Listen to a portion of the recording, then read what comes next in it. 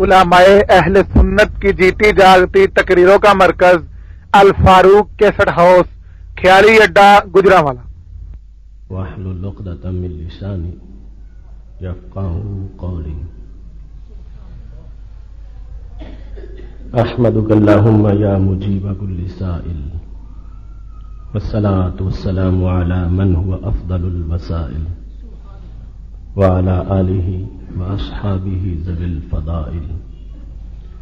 اما بعد فاعوذ باللہ من الشیطان الرجیم، بسم اللہ الرحمن الرحیم۔ محمد رسول اللہ، صدق اللہ العظیم وصدق رسولہ النبی الکریم الامین۔ ان اللہ وملائکتہ یصلون علی النبی یا ایہا الذین آمنوا صلوا علیہ وسلموا تسلیما۔ الصلاۃ والسلام علیک یا سیدی یا رسول اللہ وعلی آلک وصحابک یا حبیب اللہ۔ الصلاۃ والسلام علیک یا سیدی یا رسول اللہ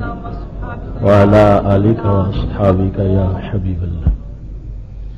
مولاي صل وسلم دائما ابدا على حبيبك خير الخلق كلهم، منزه عن شريك في محاسنه فجوهر الحسن فيه غير منقسم۔ يا أكرم الخلق مالي من أجوز به سواك عند حلول الحادث العمم۔ ربي صل وسلم دائما ابدا على حبيبك خير الخلق كلهم۔ اللہ تبارک و تعالی جل جلالہ وعم نوالہ واتم برہانہ وعظم شانہ کی حمد و ثنا، اور حضور پر نور شافع یوم النشور، دستگیر جہاں غم گسار زمان، سید سروران حامی بے قسام، قائد الانبیاء محبوب کبریا احمد مجتبی جناب محمد مصطفیٰ صلی اللہ علیہ وآلہ وصحابہ وبارک وسلم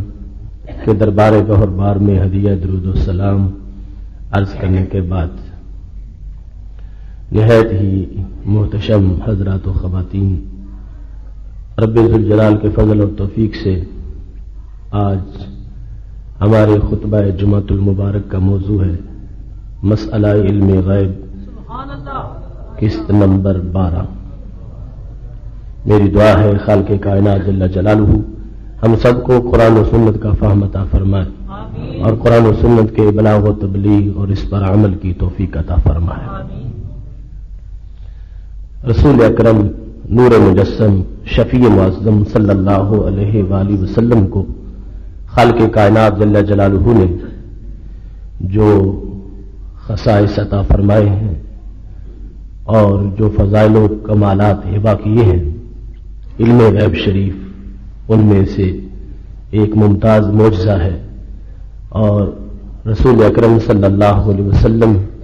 کی ایک ممتاز شان ہے۔ اس سے قبل 11 قسطیں تم نے سماعت کی ہیں، آج کی گفتگو بھی اسی مسئلہ سے متعلق ہے، اور انشاءاللہ تبارک و تعالی ابھی اس کی متعدد اقساط آئیں گی۔ رسول اکرم نور مجسم شفیع معظم صلی اللہ علیہ وآلہ وسلم نے جس وقت آپ ہجرت فرما رہے تھے اور مکہ شریف میں آپ کی معاذ اللہ گرفتاری پر انعامات کا اعلان ہو چکا تھا، تو حضرت سراقہ بن مالک رضی اللہ تعالی عنہ جو اس وقت حالت کفر میں تھے، وہ نبی اکرم صلی اللہ علیہ وسلم کے قریب پہنچ گئے، وہ گھوڑے پر سوار تھے۔ رسول اکرم صلی اللہ علیہ وسلم کے قرب میں پہنچنے کے پر ان کا گھوڑا زمین میں دھنس گیا، انہوں نے اپنی طرف سے معذرت کی، گھوڑا پھر نکلا، متعدد بار ایسا ہوتا رہا، اور پھر نبی اکرم نور مجسم شفیع معظم صلی اللہ علیہ وسلم کی عظمت ان کے دل پہ جلوہ گر ہو گئی۔ ایسے میں رسول اکرم صلی اللہ علیہ وسلم نے ان سے یہ فرمایا، کیف بک اذا لبست سواری کسرا، اس وقت اے سراقہ تمہاری کیا شان ہوگی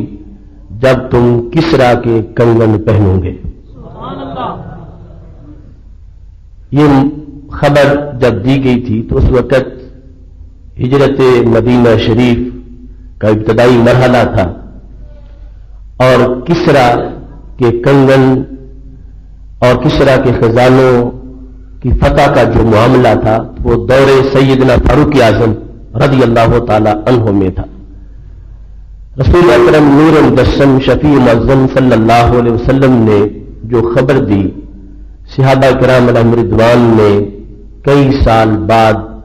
اس کی صداقت کو اپنی آنکھوں سے دیکھا، اور اس پر رب کائنات جل جلالہ کا شکر ادا کیا کہ ہمارے رب نے ہمارے محبوب علیہ السلام کو کتنے وسیع علوم غیب عطا فرمائے ہیں۔ بہقی میں اس مقام پر یہ حدیث شریف آتی ہے تو وہاں یہ الفاظ موجود ہے کہ جس وقت سیدنا فاروق اعظم رضی اللہ تعالی عنہ کے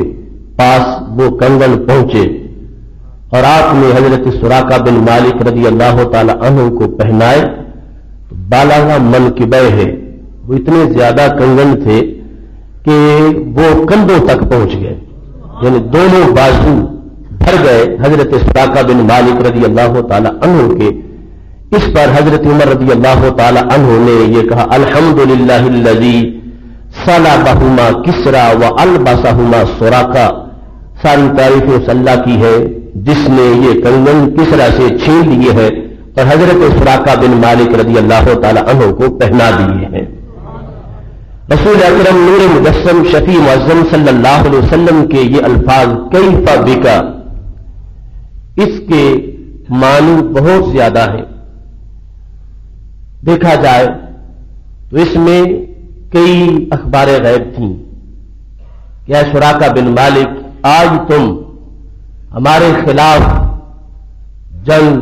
اور ہماری دشمنی میں چلنے پر انعام کے طلبگار تھے، اور اس لیے تم مسلسل گھوڑا دوڑا رہے تھے، اور اس وقت تمہاری کیا شان ہوگی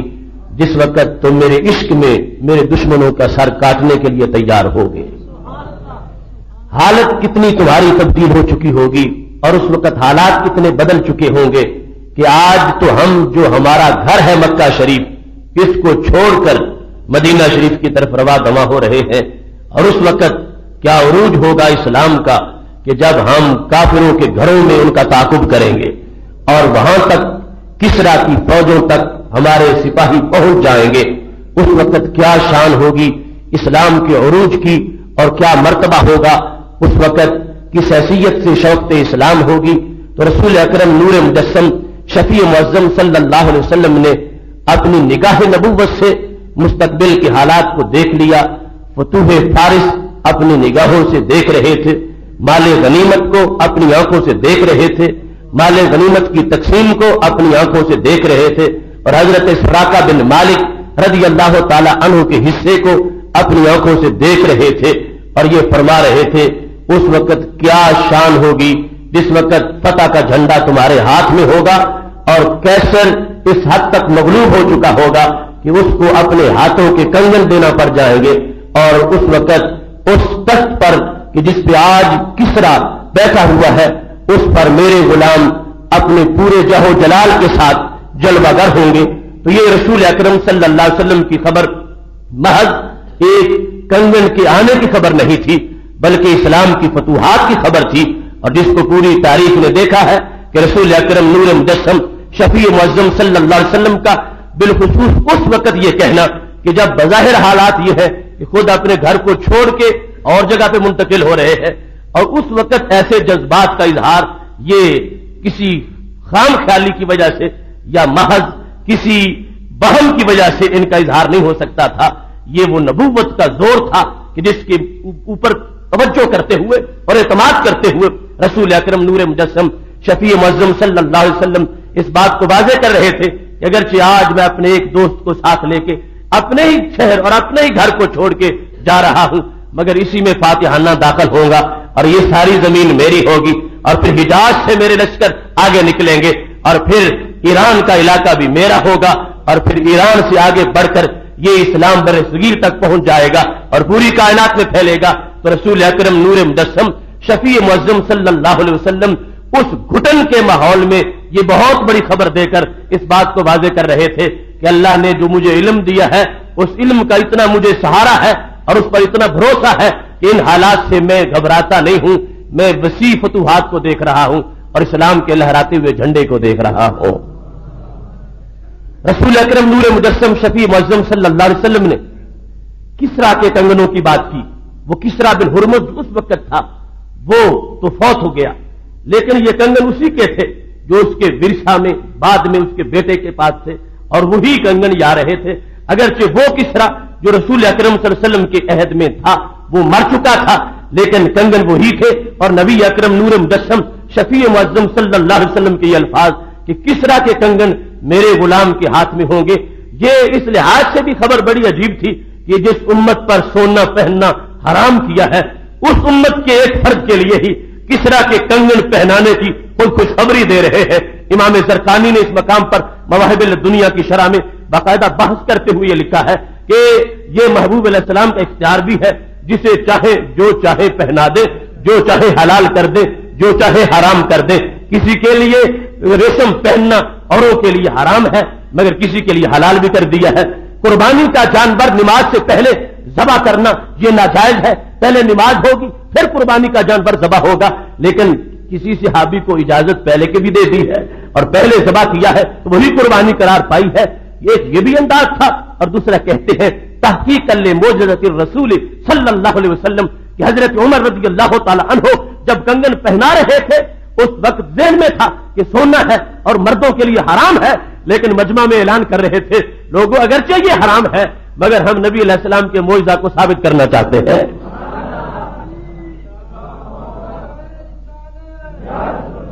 एक मर्तबा पहना दिए और फिर खुद हजरत सुराका रज़ियल्लाहु ताला अन्हु ने कहा, जब पहले हुए थे तो हजरत उमर रज़ियल्लाहु ताला अन्हु ने उनसे कहा कुल अल्लाहु अकबर अल्लाहु अकबर। सुराका ये कंगन पहन के अब अल्लाह की बुलंदियों के नारे लगाओ, अल्लाहु अकबर कहो, अल्लाहु अकबर कहो। हजरत सुराका बिन मालिक रज़ियल्लाहु ताला अन्हु सोने के कंगन पहनकर महबूब अलैहिस्सलातु वस्सलाम की उस खबर के सच्चा होने पर रब की तौहीद का ऐलान कर रहे थे कि वो सच्चा रब है जिसके वादे सच्चे हैं और जिसके महबूब अलैहिस्सलाम के वादे भी सच्चे हैं कि वो खजाने भी फतह हो गए हैं और अल्लाह ने वो वक्त हमें अता फरमाया है कई साल पहले जिसकी खबर अता फरमाई गई थी।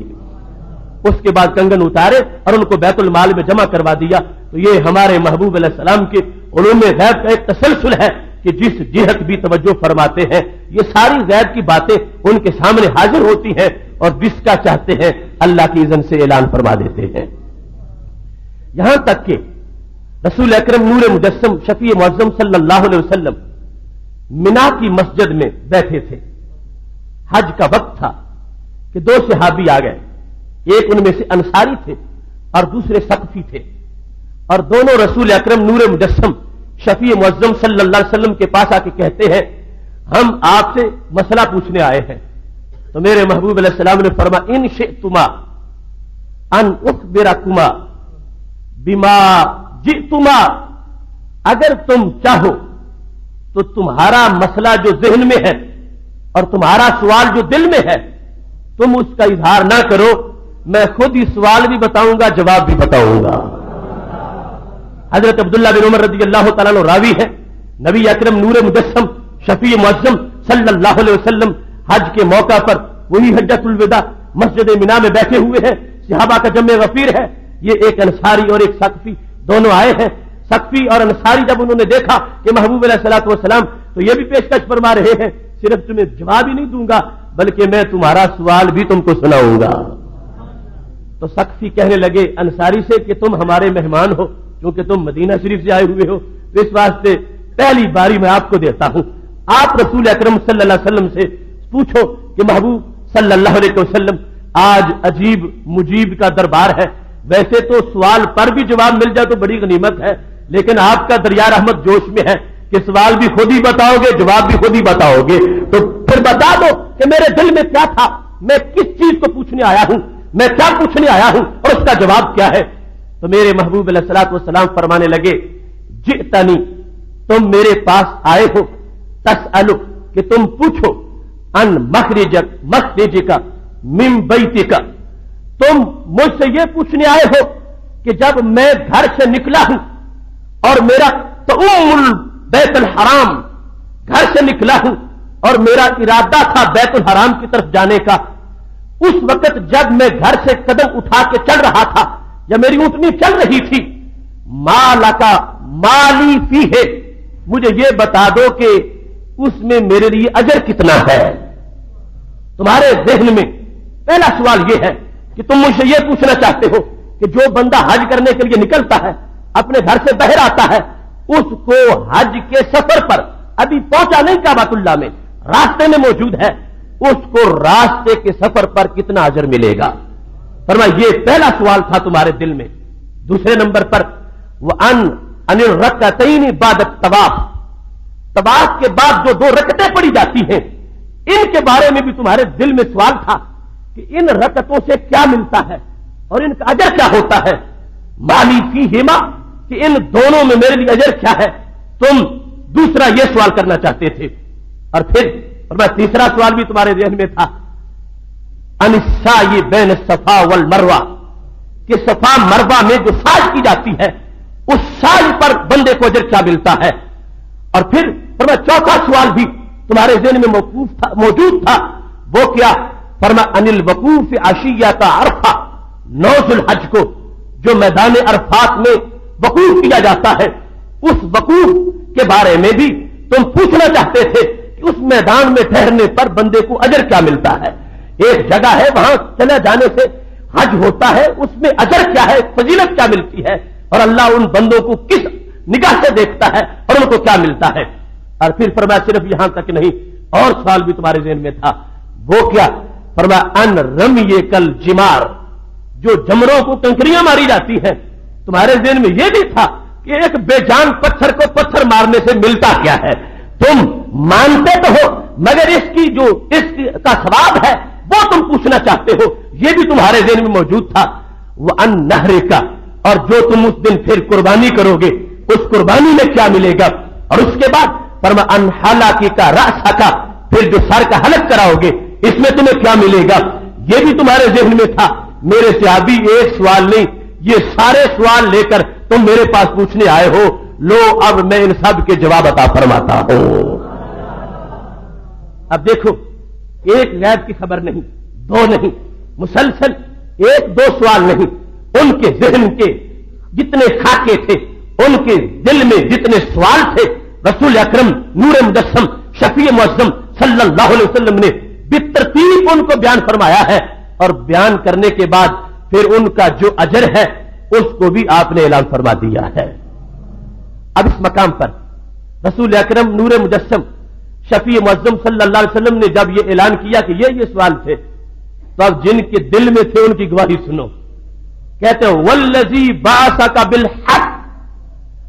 ھذا الذی جئتک ھذا جئتک اسألک،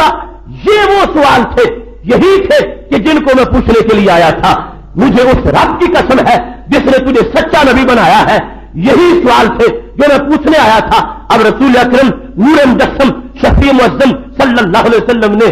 دل کی بات بیان کی ہے، ایک نہیں متعدد بیان کی ہے، اور جو دل میں سوال لے کر آئے تھے وہ پکے امتی ہیں، وہ کچے عقیدے والے نہیں ہیں، اور یہ گواہی دے رہے ہیں مجھے اس رب کی قسم ہے جس نے تجھے سچا نبی بنایا ہے۔ میرے محبوب، جو بھی آپ نے بیان فرمایا ہے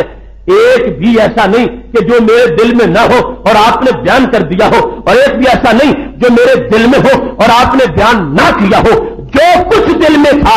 آپ نے سب کچھ ہو اتنا ہی بیان فرمایا ہے۔ زرقانی نے مواہب الدنیا میں بھی اس کو تفصیل سے ذکر کیا ہے، مواہب الدنیا کی شرح میں جو 10ویں جلد ہے، اور خود مواہب الدنیا کے اندر بھی تفصیل یہ موجود ہے، اور دیگر کتب کے اندر بھی رسول اکرم نور مجسم شفیع معظم صلی اللہ علیہ وسلم نے فرمایا اب سن لو تمہارے سوالات کے جوابات کیا ہیں، اور اتفاق سے ہماری یہ کس اس موسم میں آئی ہے کہ جس میں حاجی اسی مقدس دیش کا سفر کرنے والے ہیں اور ان کے قدم اس طرف اٹھ رہے ہیں، اور یہ پیغام ہے کہ ان کو ہر ہر قدم پہ اور ان کی سواری کے ہر ہر قدم پہ اور آج کی موجودہ سواریوں کے ٹائر چلنے پر ہر ٹائر کی گردش پہ ان کو کتنا ثواب مل رہا ہے۔ میرے محبوب علیہ الصلوۃ والسلام ارشاد فرمانے لگے، میرے صحابی سن لو، فلم ترفع ناکاتوں کا خفن فلم تداہا، تمہاری سواری فلم تدا ناکاتوں کا خفن فلم ترفع، جتنی بار تمہاری اونٹنی اپنا قدم زمین پہ رکھے گی اور جتنی بار اٹھائے گی، ہر قدم پر خالق کائنات تمہارا ایک گناہ معاف فرمائے گا۔ ہر قدم پر خالق کائنات جل جلالہ تمہارا ایک درجہ اونچا کر دے گا۔ ہر قدم پر رب ذوالجلال تجھے ایک نیکی بھی عطا فرمائے گا۔ جتنے قدم تمہاری اونٹنی چلتی جائے گی، جتنا سفر طے کر کے تم پہنچو گے، جتنی دور سے کوئی آئے گا اتنا زیادہ اس کو اجر ملے گا، جتنا کوئی زیادہ مشقت سے پہنچے گا اتنا اس کو زیادہ ثواب ملے گا۔ میرے محبوب علیہ السلام فرمانے لگے، یہ تھا تمہارے پہلے سوال کا جواب کہ جب کوئی شخص آتا ہے اس کو کیا ملتا ہے؟ فرمایا ابھی کعبے میں پہنچا نہیں، ابھی وہ حرم کی سرزمین تک پہنچا نہیں، وہ یہ نہ سمجھے کہ راستے میں جو کچھ ہے یہ سب کچھ فضول ہے۔ فرمایا نہیں، فضول نہیں ہے، جب تم اس مقدس دیش کی نیت سے چل نکلے ہو، خالق کائنات جل جلالہ تمہاری سواری کے قدموں کی گنتی پر تمہیں ہر قدم پر نیکیاں عطا فرمانے والا ہے۔ اس کے بعد رسول اکرم نور مجسم شفیع معظم صلی اللہ علیہ وسلم ارشاد فرماتے ہیں، تمہارا دوسرا سوال یہ تھا کہ طواف کریں گے تو 2 رکعت نفل پڑھنے سے کیا ملے گا؟ فرمایا کعید کے رقبۃ من بنی اسماعیل علیہ السلام، فرمایا 2 رکعت پڑھو گے تو عام غلام کے آزاد کرنے کا ثواب نہیں، حضرت اسماعیل علیہ السلام کا کوئی بیٹا اگر کہیں کسی نے غلام بنا لیا ہو ان کی اولاد میں سے، اس کو آزاد کرنے کا جو اجر ہے وہ خالق کائنات تمہیں طواف کے بعد 2 رکعتیں پڑھنے پر عطا فرما دے گا۔ اور پھر فرمایا تم نے تیسرا پوچھا تمہارے دل میں جو تھا کہ یہ دوڑنا صفا مروہ میں اس میں کیا ملتا ہے، چکر لگا رہے ہیں 2 پہاڑیوں کے درمیان، تو میرے محبوب علیہ السلام نے فرمایا کعید کے 70 رقبہ، اگر یہ تم سائی پوری کرو گے تو پھر 70 غلاموں کو آزاد کرنے کا ثواب مل جائے گا۔ پھر فرمایا تم پوچھ رہے ہو تمہارے دل میں تھا کہ عرفات کا میدان اس میں جا کے بیٹھ رہنا اور اس میں وقوف کرنا اس میں کیا ملتا ہے، اور بالخصوص چونکہ وقوف کا وقت جو ہے وہ پچھلے ٹائم کا ہے، پہلے پہنچنا یہ احتیاط ہے۔ فرمایا عشیۃ وقوف عرفہ، اس شام اور پچھلے پہر عصر کے وقت کی جو وقوف کی گھڑیاں ہیں ان کے بارے میں تم پوچھ رہے تھے کہ کیا ملتا ہے۔ فرمایا جب وہ لمحہ آتا ہے ان اللہ یباہی بکم، اللہ تمہیں دیکھ کر فرشتوں کے سامنے فخر فرماتا ہے اور کہتا ہے ان ہؤلاء جاؤنی شعثا غبرا، فرشتوں دیکھو یہ میرے پاس آئے ہیں، جاؤنی میرے پاس آئے ہیں، کیسے؟ طرف پراگندہ حال بھی ہے، ان پر غبار بھی لگا ہوا ہے، یہ سفر کر کے پہنچے ہیں اور مخصوص ایک لباس ہے اور پراگندگی ہے جو احرام کی پابندیوں کی وجہ سے پائی گئی ہے۔ فرمایا یہ آئے ہیں اور کیا ہے؟ فرمایا یہ امید رکھتے ہیں رحمتی و مغفرتی، یہ میری مغفرت کی امید لے کے آئے ہیں اور میری رحمت کی امید لے کے آئے ہیں۔ فرشتوں دیکھ لو یہ کہاں سے چل کے آئے ہیں، آوازیں بلند کر رہے ہیں، مجھے آواز دے رہے ہیں اور مجھے لبیک اللہم لبیک کے ساتھ میرے دربار میں حاضری لگوا رہے ہیں۔ ہمارے نبی علیہ السلام فرمانے لگے اب سن لو، مینا میں بیٹھے ہیں اور وہ دونوں سائل پہنچے ہوئے ہیں،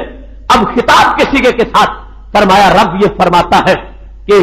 میں تمہارے گناہوں کو معاف کرتا ہوں۔ کتنے گناہ ہیں؟ فرمایا ان کانت الذنوب ذنوبکم مثل عدد الربال وزبد البحر، اگر تمہارے گناہ اگرچہ وہ ریت کے ذرات جتنے ہو یا سمندروں کی جھاگ جتنے ہو وہ میری رحمت سے زیادہ نہیں ہے، جاؤ میں نے تمہارے گناہوں کو معاف کر دیا ہے۔ افیدو یعنی یہ عرفہ کی شام جو ہے، افیدو اب واپس چلے جاؤ، مغفور لکم تمہیں بخش دیا گیا ہے،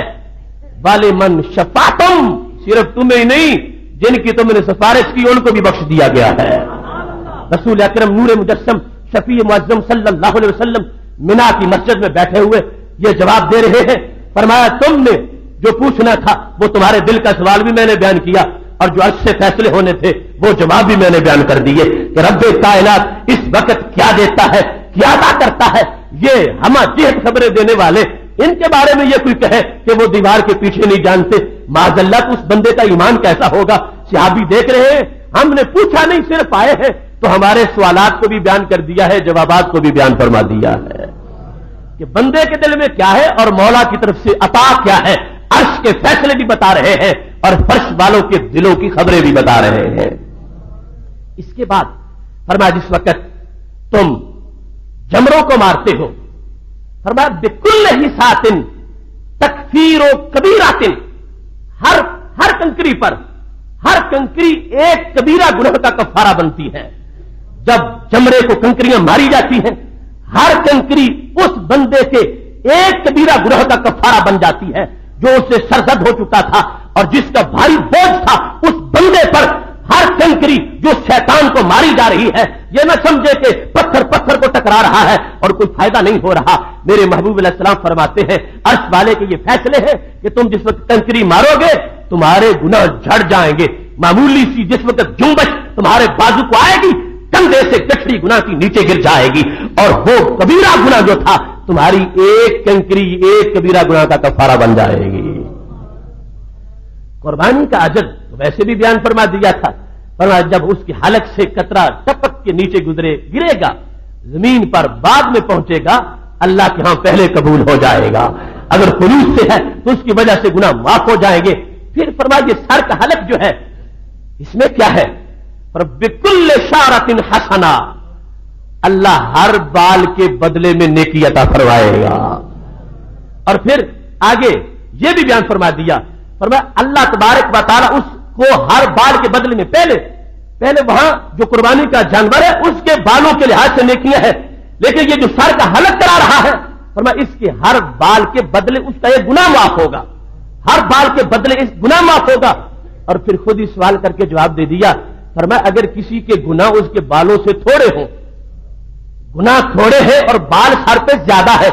اور بال سے مراد ہر وہ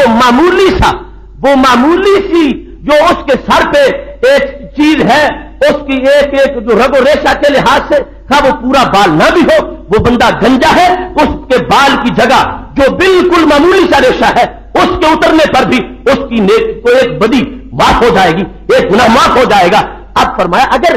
اس کے گناہ تھوڑے ہو اور بال زیادہ ہو تو پھر کیا باقی جو گناہ معاف ہونے کے بعد جو بال بچ جائیں گے وہ رائے چلے جائیں گے؟ فرمایا نہیں، وہ اس کی مستقبل کی نیکیوں کا ذخیرہ بن جائے گا۔ جدہ کرو لک، فرمایا وہ تمہارا جو پیشگی ذخیرہ ہے وہ بعد میں نیکیوں کی شکل میں تمہیں ملتا جائے گا۔ جو گناہ ہو چکے تھے ان کی معافی کے لیے ایک بال سبب بنتا گیا۔ فرمایا اب جس وقت یہ سارا معاملہ گزر گیا، آخر میں رسول اکرم نور مجسم شفیع معظم صلی اللہ علیہ وسلم نے سوالات میں ایک چیز نہیں تھی، جواب میں وہ بھی ذکر فرما دی، اور یہ فیاض بارگاہ کا فیض ہے کہ جتنا تم لے کے آئے تھے اتنے نہیں اور بھی عطا فرمائیں گے۔ تمہارے سوالات تو ختم ہو گئے اسی پر کہ حلق جب کراتے ہیں تو کیا ملتا ہے، فرمایا ہم نے وہ جواب پورے کر دیے۔ اب میرے صحابہ سن لو، وہ طواف جو آخر میں کیا جاتا ہے، جب طواف ودا کیا جا رہا ہے،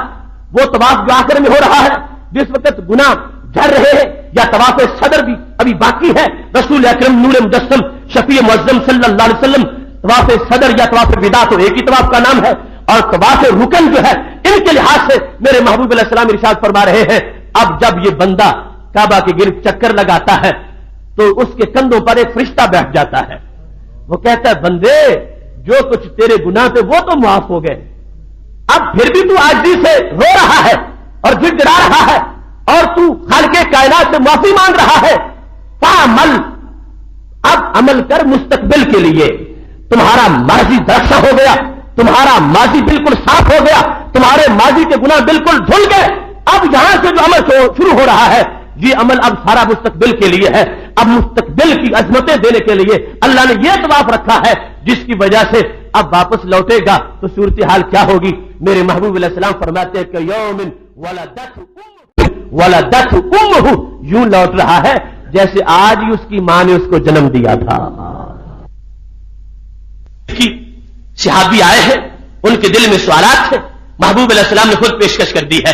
اگر چاہتے ہو تو میں تمہیں سوال بھی بتاتا ہوں جو تمہارے دل میں ہے، اور جواب بھی بتاتا ہوں، اور سوال بھی بتائے ہیں، جواب بھی بتائے ہیں۔ اور صحابی نے اللہ کی قسم اٹھا کے نعرہ لگایا ہے کہ یا رسول اللہ صلی اللہ علیہ وسلم، آپ نے نہ اضافہ کیا ہے نہ کمی کی ہے کہ جو میرے دل میں نہ ہو وہ آپ بیان کر دیں، اور جو دل میں ہو وہ بیان نہ کرے، ایسا ہرگز نہیں ہوا۔ جتنے سوال تھے آپ نے وہ سارے بیان فرما دیے ہیں۔ اب کہنے لگے کہ سقفی اب تمہاری باری ہے، تم پوچھ لو، کیونکہ دونوں کے لیے فرمایا تھا۔ اور یہ شان ہے میرے محبوب علیہ السلام کے علم کی کہ دونوں اکٹھے آئے ہیں، تو جو گیس سے کوئی پہچانتا تو سمجھتا شاید دونوں مشورہ کر کے ایک ہی بات پوچھنے آئے ہیں۔ فرمایا نہیں، اس کے سوال جدا تھے، تمہارے سوال جدا ہیں۔ اب سقفی تم پوچھو، میں بتاؤں کہ تمہارے دل میں کیا تھا؟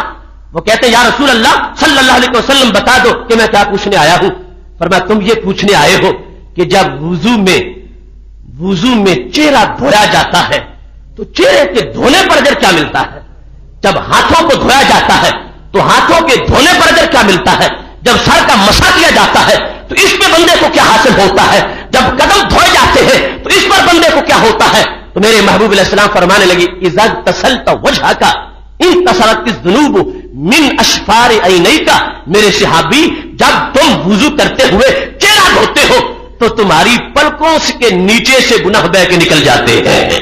وَإِذَا اغْتَسَلْتَ يَدَيْكَ، اور جب تم اپنے ہاتھوں کو دھوتے ہو تو کیا ہوتا ہے؟ انتصرت الذنوب من اظفار يديك، تمہارے ہاتھوں کے ناخنوں کے نیچے سے گناہ بہ کے نکل جاتے ہیں۔ وَإِذَا مَسَحْتَ رَأْسَكَ انتصرت الذنوب من رأسك، جس وقت سر کا مسح کرتے ہو اور اس مسح کے ساتھ سر کے سارے گناہ جھڑ جاتے ہیں۔ وَإِذَا اغْتَسَلْتَ رِجْلَيْكَ، جب تم قدموں کو دھوتے ہو انتصرت الذنوب من اظفار رجليك، تمہارے قدموں کے ناخنوں سے سارے گناہ بہ جاتے ہیں۔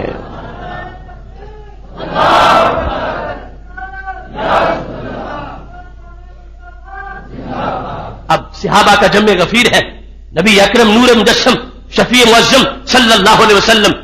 ان کے سوال بھی بتا رہے ہیں اور ان سوالات کے جواب بھی عطا فرما رہے ہیں، اور یہ سارا منظر پر نور ہے، سارا منظر پر کیف ہے، اور صحابہ کے چہرے کھلے ہوئے ہیں کہ خالق کائنات جل جلالہ نے ہمیں جن کی امت میں شامل فرمایا ہے وہ صرف مسئلہ پوچھنے پر ہی نہیں، دل کی بات پر بھی سب کچھ بتا دیتے ہیں۔ یہاں تک کہ ایک دن حضرت واصلہ بن اسقع رضی اللہ تعالیٰ عنہ کہتے ہیں کہ مدینہ شریف میں محفل لگی ہوئی تھی، نبی اکرم نور مجسم شفیع معظم صلی اللہ علیہ وسلم تشریف فرما تھے، میں آ گیا تو کیا ہوا؟ کہتے ہیں جلس تو وسط الحلقہ، جو دائرہ بنا ہوا تھا میں اس کے درمیان بیٹھ گیا۔ مجھے کچھ صحابہ کہنے لگے واصلہ اٹھو یہاں سے، یہ آداب محفل نہیں ہے، تم بالکل سینٹر میں آ کے بیٹھ گئے ہو، کسی طرف بیٹھو، پہلے بھی لوگ بیٹھے ہوئے حلقہ بنا کے اور تم درمیان میں بیٹھ گئے ہو، اٹھو یہاں سے۔ کہتے جب مجھے اٹھنے کے لیے وہ کہہ رہے تھے تو میرے محبوب علیہ السلام نے مجھے بیٹھنے کا حکم فرما دیا۔ فرمایا دعونی وإیاہ انی اعلم ماذا جاء بہ، فرمایا اس کو چھوڑ دو اور مجھے بھی، یعنی اس کا معاملہ میرے ساتھ رہنے دو، میرے صحابہ اس کو نہ ہلاؤ، جہاں بیٹھا ہے رہنے دو، اس واسطے انی اعلم، میں جانتا ہوں کہ اس کو کون سی چیز گھر سے چلا کے یہاں لائی ہے، میں جانتا ہوں اس کے دل میں کیا ہے، میں جانتا ہوں یہ ایک مسئلہ پوچھنے آیا ہے، یہ محض بیٹھنے نہیں آیا، تو اس کو اگر درمیان میں بیٹھ گیا ہے میرے سامنے تو اس کو بیٹھے رہنے دو، میں اس کے دل کا سوال بھی بیان کروں گا اور میں اس کا جواب بھی عطا فرماؤں گا۔ رسول اکرم نور مجسم شفیع معظم صلی اللہ علیہ وسلم نے فرما دیا انی عالم، میں جانتا ہوں اس چیز کو جو اس کو ساتھ لے کے آئی ہے، جو اس کے آنے کا سبب ہے اور جو وجہ ہے جس کی وجہ سے یہاں پہنچے ہیں میں جانتا ہوں۔ تو پھر اس سے فرما دیا اگر تم چاہو واصلہ تو میں بتاؤں کہ تم میرے پاس کیوں آئے ہو؟ کہنے لگے یا رسول اللہ صلی اللہ علیہ وسلم آپ ارشاد فرمائیں کہ کیا سبب ہے میرے آنے کا، میرے دل میں کیا سوال ہے، کیا میں پوچھنے آیا ہوں؟ تو رسول اکرم نور مجسم शफी मुअज्जम सल्लल्लाहु अलैहि वसल्लम ने इरशाद फरमाया, अल्लज़ी जाअ बिका, वो बात जो तुम्हें यहां लेके आई है, और कमा काल रसूल सल्लल्लाहु अलैहि वसल्लम, फरमाया जो तुम्हारा मसला है और जो तुम पूछने आए हो वो क्या है? अनिल बिर्र व शक, तुम ये पूछना चाहते हो कि नेकी किसको कहते हैं और शक क्या होता है। दो चीजों का सवाल तुम करने आए हो, एक तो नेकी का सवाल और दूसरा शक का सवाल। ये अगरचे इस लिहाज से भी बड़ा अहम है कि रसूल अकरम नूर मुजस्सम शफी मुअज्जम सल्लल्लाहु अलैहि वसल्लम एक उम्मती के बताए बगैर उसके दिल का हाल बयान कर रहे हैं, गैब वाज़े कर रहे हैं, लोगों से जो पोशीदा बात है उसको जाहिर कर रहे हैं। और दूसरा इस लिहाज से भी ये बात बड़ी जरूरी है कि हर बंदे को ये प्रॉब्लम बनता है कि जब कोई मरहला सामने आ गया, कोई बताने वाला मौजूद नहीं है, और रोजाना कदम कदम पर फैसला करना पड़ता है क्या ये नेकी का काम है या नहीं,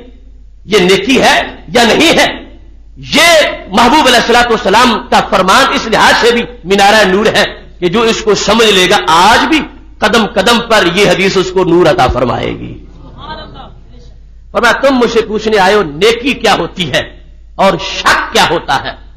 तो मेरे महबूब अलैहिस्सलाम इरशाद फरमाने लगे, नेकी ये है कि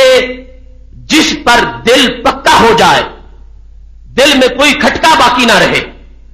वह माला इलैहिल क़ल्ब, दिल का मैलान हो, दिल मुतमईन हो जाए,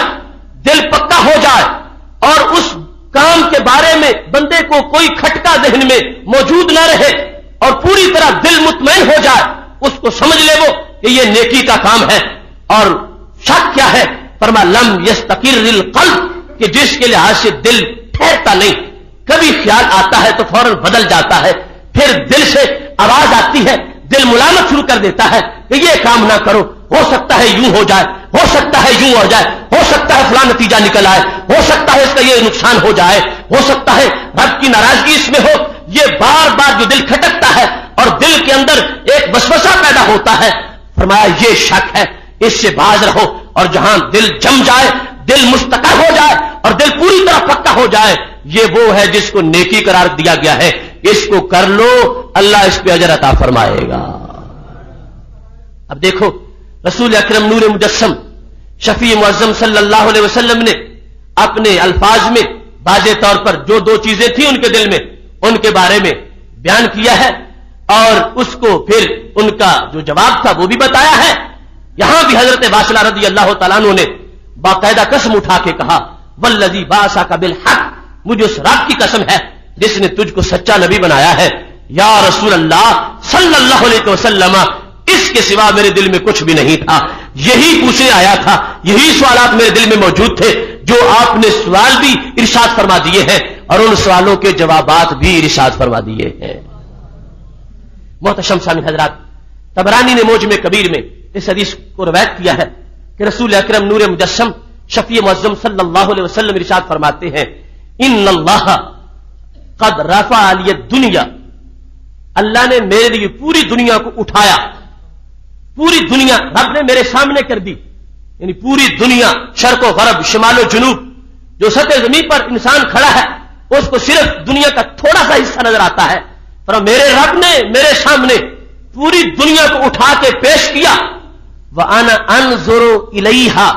व इला मा काइनुन फीहा इला यौमिल क़ियामा, फरमाया मैं उस पूरी दुनिया को भी देख रहा हूं और उस पूरी दुनिया में जो कुछ क़यामत तक होने वाला है उसको भी देख रहा हूं। कैसे देख रहा हूं? फरमाया कन्नमा अनज़ुरु इला कफ्फी हाज़िही, जिस तरह मैं अपने हाथ की इस हथेली को देख रहा हूं।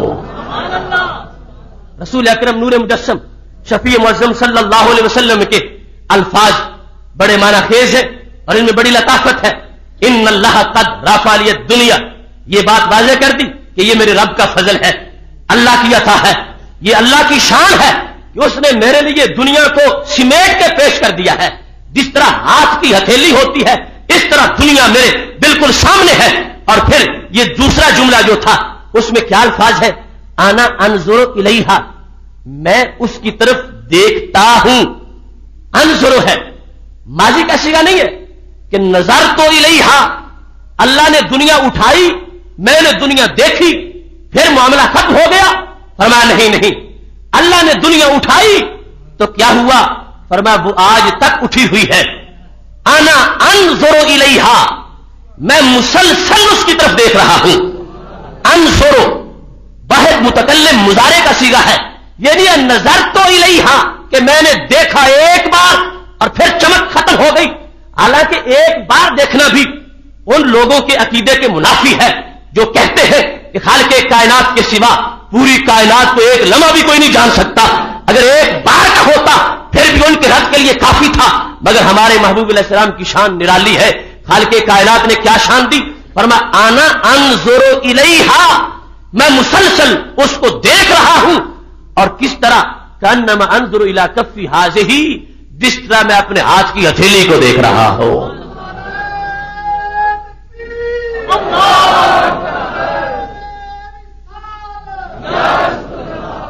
अब देखिए, जो पूरी दुनिया को देखे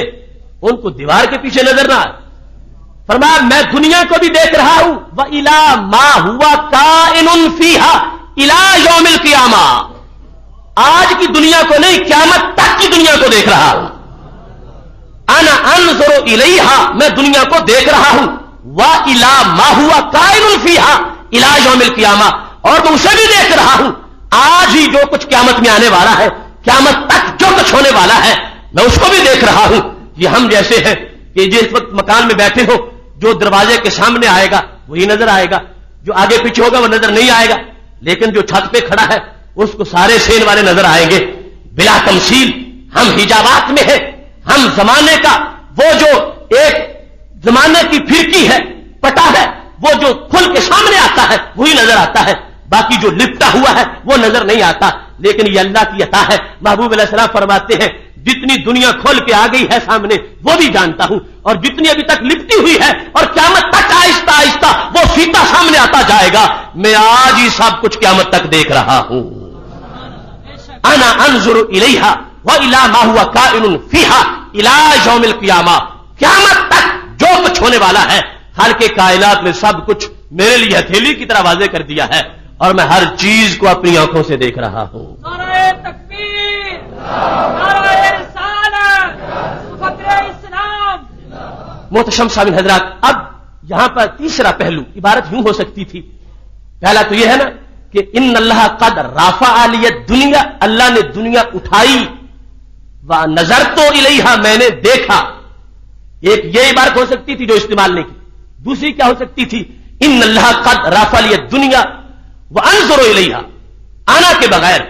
फिर भी जुमला तो बन जाता है, क्योंकि अनजुरु के अंदर आना मौजूद है। अनजुरु का माना मैं देखता हूं, आना का माना मैं, वो अलहदा जो पहले जिक्र है वो अगर ना भी होता तो फिर भी अनजुरु में यह माना बनता है कि मैं देखता हूं, क्योंकि वाहिद मुतकल्लिम में खुद आना ज़मीर होती है सीगे के अंदर ही। अगर आना का जिक्र ना करते फिर भी अनजुरु में मैं वाला माना निकलता था, मगर वो इस्तेमाल नहीं किया। क्या फरमा, इन अल्लाह कद रफ़ा लियद दुनिया व आना अनजुरु इलैहा, आना अनजुरु इलैहा, आना का लफ्ज बाकायदा मौजूद है। अब दोनों जुमलों में फर्क क्या है, अगर अनजुरु होता तो जुमला फेलिया होता, आना अनजुरु ये जुमला इस्मिया है, और वो जुमला इस्मिया कि जिसकी खबर जुमला फेलिया बन रहा हो वो दवाम पर दलालत करती है। अगर अनजुरु महज होता तो फिर यह माना बनता, देखता तो हूं मगर कभी चीजें ओझल हो जाती है, और कभी देख लेता हूं, कभी पढ़ता आता है और कभी अजा हो जाती है। आना अनजुरु का मतलब यह है हर वक्त हथेली पर मौजूद है और पूरी कायनात को हर वक्त देख रहा हूं। ये बाकायदा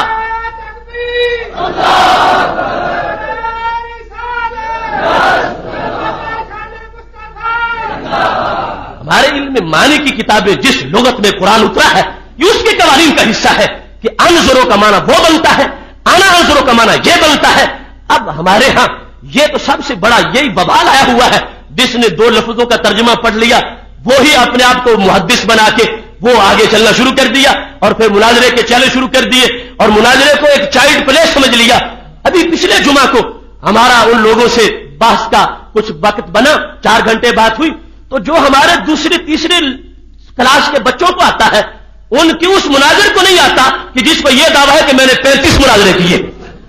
जो इतनी इल्मी सतह घिरी हुई है, میں یہ سمجھتا تھا شاید کچھ نہ کچھ ان لوگوں کے پلے ہوگا، مگر اس دن میری تو ساری ان کے بارے میں جو خوش فہمی تھی وہ تو غلط فہمی ثابت ہوئی کہ وہ ایک شخص اپنے آپ کو مناظر کہتا ہے اور 35 مناظرے کرنے کا دعوے دار بھی ہے اور اس وقت ان کا سالار بھی ہے. وہ 4 گھنٹے کی کیسٹ ہمارے پاس محفوظ ہے، انشاءاللہ آپ کو ملے گی تو پتہ آپ کو چلے گا. اب وہ نسبت کی 4 قسمیں جو ہمارے بچے کو بھی آتی ہے، میں نے پوچھا بیان کرو تو کہتا آپ بیان کریں، تو میں نے کہا یہ لو میں نام لیتا ہوں پھر آپ تعریف کریں. پھر تعریف اس کو آخر تک نہیں آئی، ایک نہیں متعدد باتیں ایسی سامنے آئی ہے. تو یہ مصیبت ہے کہ آزمائش ہے اس زمانے کی کہ جاہل لوگ قرآن و سنت کے عالم بننے کے دعوے دار بن گئے ہیں. نہ یہ پتا ہے کہ اسمیت جملہ کیا ہے، نہ یہ پتا ہے کہ جملہ اسمیہ کیا ہے اور جملہ اسمیہ میں اور اسمیت جملہ میں فرق کیا ہوتا ہے. اگر ماضی کا جملہ مضارع میں اس کو کنورٹ کر دیا جائے اور خبر اسم کی جو ہے وہ ساتھ فعل میں لا دی جائے فعلیہ بنا کر، تو اس کے معنی میں تبدیلی کیا آتی ہے.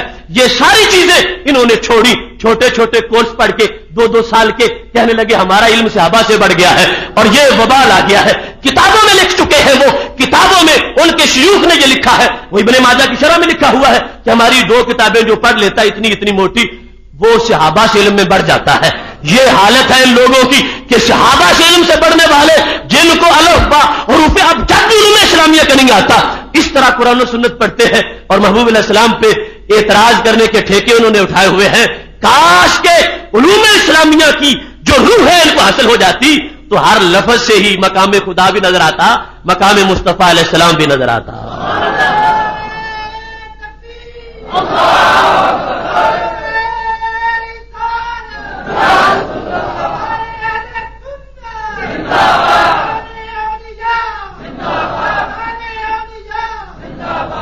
دیکھیں نا، جب 3 طرح جملہ ہو سکتا تھا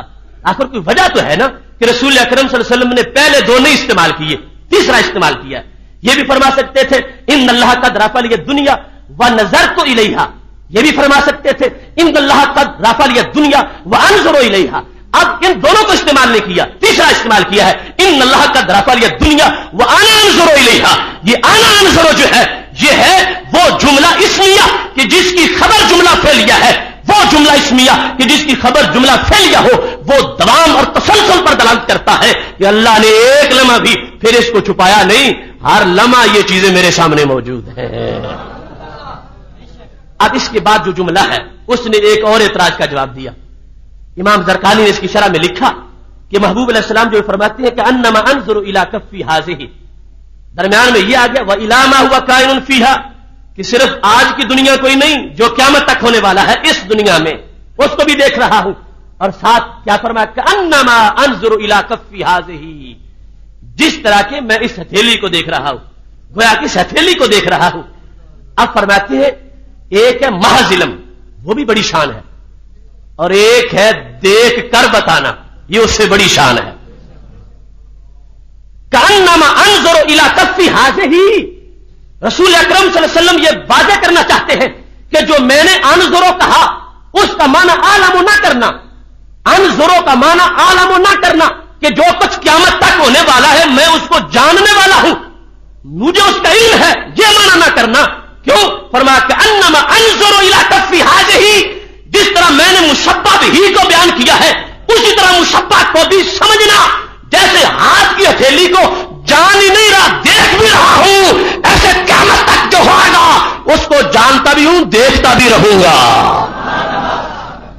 امام زرقانی نے باقاعدہ 10ویں جلد میں اس نقطے کو اٹھایا ہے کہ رسول اکرم نور مجسم شفیع معظم صلی اللہ علیہ وسلم کو یہ کیا ضرورت تھی کہ انما انظر الی کفی ھذہ، کہ جس طرح گویا کہ میں اس ہتھیلی کو دیکھ رہا ہوں اس طرح میں پوری دنیا کو دیکھ رہا ہوں اور جو قیامت تک ہوگا. فرمایا اس واسطے کہ لفظ نظر جو ہے اس کا معنی علم سے بھی کیا جا سکتا ہے، اور محبوب علیہ السلام وہ احتمال بند کرنا چاہتے تھے کہ میرے انظروں کا معنی عالم نہ کرنا کہ میں محض جانتا ہوں اور دیکھتا نہیں ہوں، چونکہ قلبی بصیرت پر جو دیکھا جاتا ہے اس پر بھی عالم کا لفظ بولا جا سکتا ہے. فرمایا نہیں، جس طرح میں آنکھ سے اس ہتھیلی کو دیکھ رہا ہوں ایسے ہی آنکھ سے قیامت تک کے حالات کو بھی دیکھ رہا ہوں. کانما انظر الی کفی ھذہ، جس طرح کہ میں گویا کہ ہتھیلی کو دیکھ رہا ہوں تو یہ میرے محبوب علیہ السلام کا علم غیب ہے. اور یہ لطافت ہے حدیث شریف کی. اب جو ترجمہ پڑھ کے ہمارے سامنے آ جائے گا، نہ اس کو صرف آتی ہے، نہ نحو آتی ہے، نہ اس کو بدیع آتا ہے، نہ علم بیان آتا ہے، نہ علم معنی ہے، نہ بلاغت ہے، نہ فصاحت ہے، نہ اصول حدیث ہے، نہ اصول تفسیر ہے، نہ منطق ہے، نہ فلسفہ ہے، نہ ان کے اصول و فروع کی کوئی بات ہے۔ اب یہ تو سب صرف ترجمہ پڑے گا انظر الیہ، اور یہ بھی اس کو تو نصیب نہیں ہوگا، اور کبھی بھی اپنے مقتدیوں کو نہیں بتائے گا کہ ہمارے نبی علیہ السلام کی یہ بھی حدیث ہے اور ہم یہ بھی حدیث بیان کرتے ہیں۔ اب محبوب علیہ السلام کے ایک ایک لفظ میں تو علوم کے جہان آباد ہیں، ان علوم کو سامنے رکھ کر محبوب علیہ السلام کے لفظ کو سمجھا جائے گا تو ہر بات سے ان کی بات سامنے آ جائے گی۔ اسی واسطے رسول اکرم نور مجسم شفیع معظم صلی اللہ علیہ وسلم کا یہ فرمان صحیح میں موجود ہے، جس وقت دجال آئے گا اس کے مقابلے میں حضرت عیسیٰ علیہ السلام جب نکلیں گے 10 گھوڑ سوار ان کو بھیجا جائے گا، وہ 10 آج سے صدیوں بعد پیدا ہوں گے، کیونکہ ابھی یہ جو ہمارے کچھ لوگوں کا مقابلہ ہے کہ قیامت فلاں دن آئے گی فلاں دن آئے گی، کچھ ڈاکٹروں کا وہ خام خیالیاں ان کی، قیامت تو ابھی بڑی دور ہے، اور اس کے لیے یہ علم کام نہیں دیتا کہ جس سے ہم قیامت کے آنے کی کوئی ڈیٹ طے کر لیں کہ فلاں دن کو آ رہی ہے۔ وہ رب کائنات جانتا ہے اور اس کی علامات کو محبوب علیہ السلام بیان کر چکے ہیں، اور وہ جانتے ہیں وہ علامات کیا ہے۔ میرے محبوب علیہ السلام دیکھو جو فرمایا تھا الی ما کائن فیھا الی ما هو قائن فیھا الی یوم القیامہ، کہ قیامت تک جو کچھ ہوگا میں اس کو دیکھ رہا ہوں۔ تو کیا بیان کیا؟ فرمایا وہ 10 گھوڑ سوار جن کو دجال کے مقابلے میں بھیجا جائے گا، انی لعارف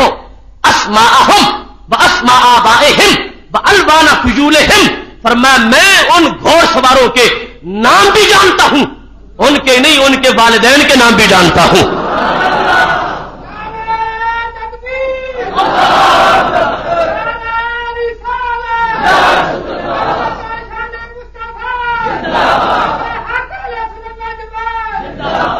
انی لعارف، یہاں بھی لفظ انا ہے اور یہ تاکید کے لیے آتا ہے، اور پھر آگے لام تاکید ہے۔ انی عارف نہیں ہے، انی لعارف، بے شک میں یقیناً جانتا ہوں، لعارف کس چیز کو جانتا ہوں؟ ان کے بارے میں، اسماءہم ان کے ناموں کو، واسماء آبائہم ان کے ابا جی اور امی جی کے ناموں کو بھی جانتا ہوں، اسماء آبائہم ان کے دادا کے نام کو بھی جانتا ہوں، ان کے پردادا کے نام کو بھی جانتا ہوں، صرف ان کو ہی نہیں، وَأَلْبَانَ خُيُولِهِمْ میں ان کے گھوڑوں کے رنگ بھی جانتا ہوں۔ یہاں کا وہ دعویٰ ہے کسی کو نبی ماننے کا جن کا یہ عقیدہ ہو کہ ان کو کوئی پتہ ہی نہیں، کوئی جانتے نہیں، کل کی خبر نہیں۔ میرے محبوب علیہ السلام تو اتنا وسیع علم رکھتے ہیں، فرمایا میں جانتا ہوں اس وقت جو جہاد پہ 10 گھوڑ سوار نکلیں گے اور سامنے آئیں گے، میں ان کے نام، ان کے والدین کے نام سب کو جانتا ہوں، اور تو اور رہا فرمایا الوان خیولہم، میں ان سب کے گھوڑوں کے ہر رنگ کو جاننے والا ہوں۔ تو یہ ہے ہمارے محبوب علیہ السلام کا علم غیب۔ یہ 12ویں قسط تم نے سنی، انشاءاللہ تبارک و تعالی بھی اس کی متعدد اقساط ہے، اور یہ جو کچھ ہم بیان کرتے ہیں یہ حق نہیں ہے ان کے علم کو بیان کرنے کا کہ ہم کوئی حق ادا کر رہے ہیں، یہ تو ڈیوٹی ہے جو اپنی استطاعت کے مطابق تھوڑی بہت پوری کر رہے ہیں، ورنہ ہمارا محبوب علیہ السلام کے جو ہمارے محبوب علیہ السلام کا علم غیب ہے اس کی جو وسعتیں ہیں اور اس کی عظمتیں ہیں، ہم کروڑ سال کی زندگی پالے، ہم تو ان کی حدود کا آغاز نہیں بیان کر سکتے کہ خالق کائنات جل جلالہ عطا فرمانے والے ہیں اور محبوب علیہ السلام لینے والے ہیں، اور پھر مقام وہ ہے۔ فاضل بریلوی کہنے لگے گنچے ماں و ہا کے جو چٹکے دنا کے باغ میں، بلبل سدرا تو ان کے بو سے بھی محرم نہیں، کہ سدرا کا وہ بلبل جبریل امی علیہ السلام جب ان کو پتہ نہیں فاوہا الی عبدی ما اوہا، ان کو بھی منہ میں رکھا گیا کہ جو چاہا رب نے دیا، جو چاہا اس نے دیا، جب وہ نہیں جانتے تو ہم جیسے کیا احاطہ کر سکتے ہیں۔ اس واسطے یہ ایک جھلک ہے جو اپنی ذمہ داری کے پیش نظر کہ جو ہمیں پتہ ہے وہ بتائیں کہ لوگوں ہمارے محبوب علیہ السلام پر اعتراض نہ کرو، اللہ دینے والا ہے، یہ لینے والے ہیں، اور یہ میرے رب کی شان ہے کہ جس کے محبوب علیہ السلام کا علم اتنا بہت زیادہ وسیع ہے۔ انشاءاللہ تبارک و تعالی آئندہ جمعۃ المبارک میں ہمارا موضوع ہے برکت اور تبرک کی دوسری قسم، وہ بھی بڑا اہم موضوع ہے، کیونکہ آپ نے سنا کہ کچھ لوگوں نے تو لفظ برکت بھی حرام قرار دے دیا ہے، لفظ تبرک کو کہتے ہیں برکت حرام، تبرک حرام، اور ہر وقت یہ بالخصوص جنہوں نے حج پہ جانا ہے انہوں نے دن رات یہی لفظ سننے ہیں، وہاں جتنے وہ سادھو کھڑے ہیں کسی کی زبان سے سبحان اللہ اللہ اکبر یہ نہیں سنے، حرام بدعت شرک یہ ان کی دن رات کی ڈیوٹی ہے، تو ہمارا یہ حق ہے کہ ہم دین کی اصل حیثیت کو واضح کریں. ایک قسط آپ پہلے سن چکے ہیں، اس کو پھر سن کے آئیں، کیونکہ یہ سبق کا ربط ہے پچھلی قسط کے ساتھ، وہ بھی ذہن میں رکھیں، اور آگے پھر انشاءاللہ برکت اور تبرک پر بھی متعدد اقساط آئیں گی. رب ذوالجلال ہم سب کو قرآن و سنت کا فہم عطا فرمائے. وآخر دعوانا ان الحمد للہ رب العالمین.